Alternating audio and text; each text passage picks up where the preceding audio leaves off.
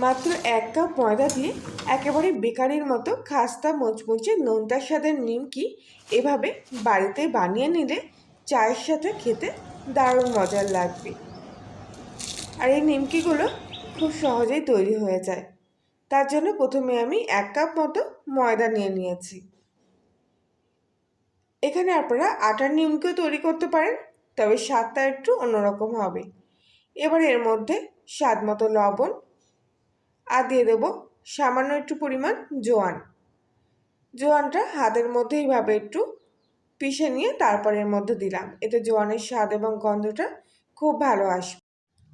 এবারে এর মধ্যে দিয়ে দেবো 1 চামচ মতো সাদা তেলের সাথে ময়দাটা খুব ভালো করে শুকনো অবস্থায় মিশিয়ে নেব।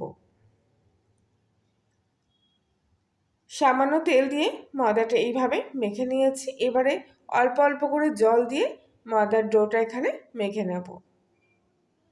মাত্র 1 কাপ ময়দায় দেখবেন কতগুলো খাস্তা নিমকি তৈরি হয়ে যাচ্ছে। কোনো ঝামেলা ছাড়াই একেবারে কম সময়ের মধ্যে নিমকিগুলো তৈরি হয়ে যায়। ময়দাটা প্রায় মাখা হয়ে এসছে, তবে এরকম একটু শক্ত করে খামিটা কিন্তু আমি এখানে মেখে নিয়েছি, একেবারে জল দিয়ে নরম করে মাখিনি।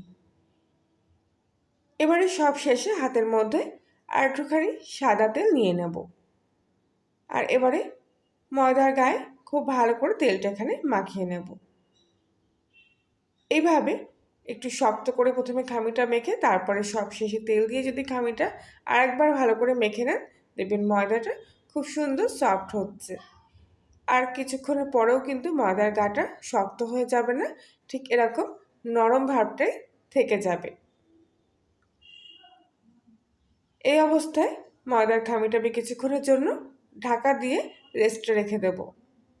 আর ততক্ষণে একটা বাটির মধ্যে সামান্য 1 চামচ মতো তেল নিয়ে নিয়েছি, আর তেলের মধ্যে 1 চামচ মতো ময়দা দিয়ে দিলাম। ময়দার সাথে তেলটা খুব ভালো করে কিছুক্ষণ ধরে মিশিয়ে একটা ঘোল মতো তৈরি করে নিলাম। এরকম না ঘন না পাতলা মতো হবে, এটা আমাদের পরে কাজে লাগবে। এবারে মোটামুটি 10 থেকে 20 মিনিট মতো ময়দাটা রেস্টে রাখার পর এবার আমি ঢাকনাটা খুলে নিলাম। আর এই ময়দার যে ডোটা ছিল সেটা আবারও খুব ভালো করে আরেকবার হাত দিয়ে মেখে নিচ্ছি। ময়দাটা কিন্তু খুব ভালোভাবে এখানে এতক্ষণে সেট হয়ে গেছে। আর অবশ্যই কিছুক্ষণ এইভাবে রেস্টে রাখবেন, সঙ্গে সঙ্গে কিন্তু নিমকিগুলো বানাতে যাবেন না।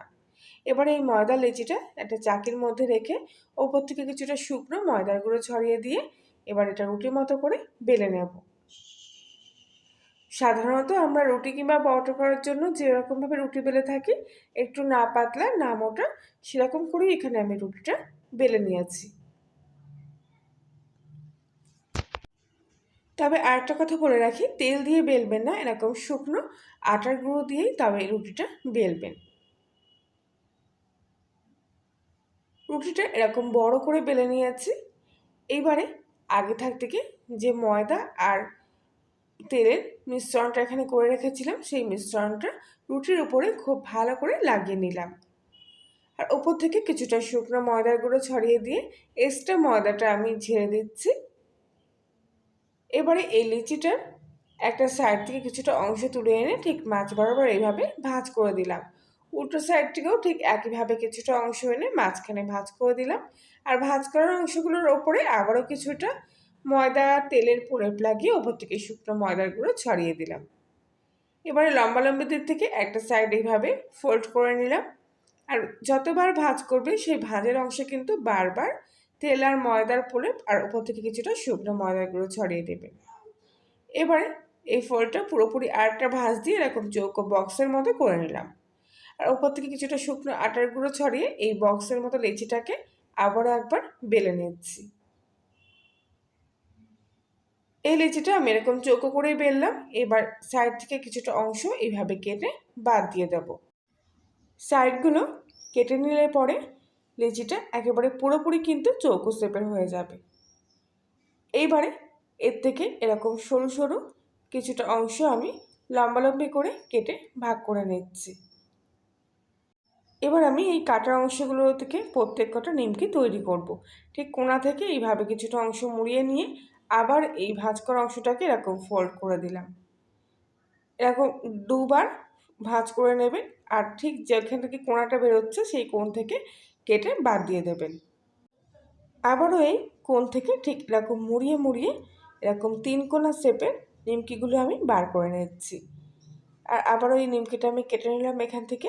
আর ঠিক এই কোণগুলো এই কোণের সাথে জুড়ে দিয়ে এরকম ভাঁজ করে নিয়ে খুব সহজেই আপনার এরকম নিমকিগুলো তৈরি করে নিতে পারবেন।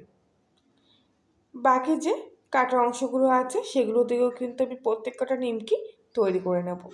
আর দেখবেন মাত্র 1 কাপ ময়দায় কতগুলো নিমকি এখানে তৈরি হয়ে যাচ্ছে।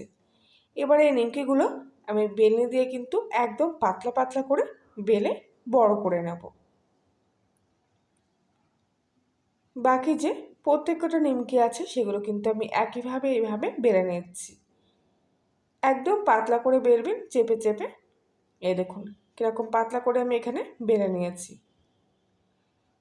এবারে কড়াইতে কিছুটা তেল উষ্ণ একটু গরম হয়ে গেলেই এর মধ্যে এক এক করে নিমকিগুলো আমি ছেড়ে দেব।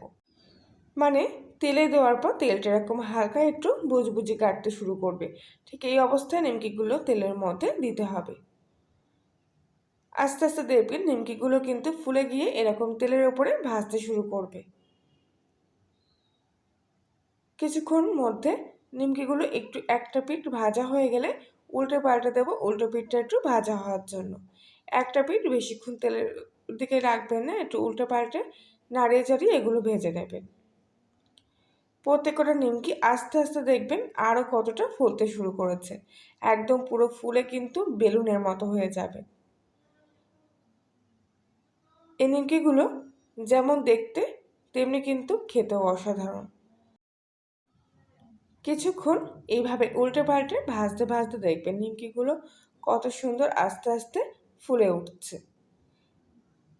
এই দেখুন প্রত্যেকটা নিমকি কিন্তু এবার ভাজার কালারটা চলে এসছে। এবারে এই নিমকিগুলো আমি তেল থেকে তুলে নেব। আর আপনারা যদি মনে করেন আর একটু লাল করে ভাজবেন তাহলে সেটাও ভাজতে পারেন, তবে আমার কাছে এই কালারটাই বেশি পছন্দের। আশা করছি আজকের নিমকি রেসিপিগুলো আপনাদের কাছে ভালো লেগে থেকেছে। ভালো লাগলে প্লিজ লাইক শেয়ার কমেন্ট করে জানাবেন। আর বাকি নিমকিগুলো আমি ঠিক একইভাবে এখানে ভেজে নেব। প্রত্যেকটা নিমকি কত সুন্দর দেখুন, একদম ফুলে ফুলে উঠেছে। আর এগুলো কিন্তু খুব খাস্তা, একদম হাতের মধ্যে নিলেই দেখবেন লেয়ারগুলো ভেঙে ভেঙে যাচ্ছে। এই নিমকিগুলোর সাথে সামান্য একটু বিট লবণ আর লঙ্কার গুঁড়ো ছড়িয়ে খেলে দারুণ লাগবে। সন্ধ্যাবেলা চায়ের সাথে এরকম মুচমুচে খাস্তা নিমকি হলে আর কিছুই লাগবে না। আর প্রত্যেক দিনের মতো আবারও বলছি, আপনি যদি কলিনের রান্নাঘরে নতুন সদস্য হয়ে থাকেন তাহলে প্লিজ চ্যানেলটি সাবস্ক্রাইব করে পাশে থাকবেন।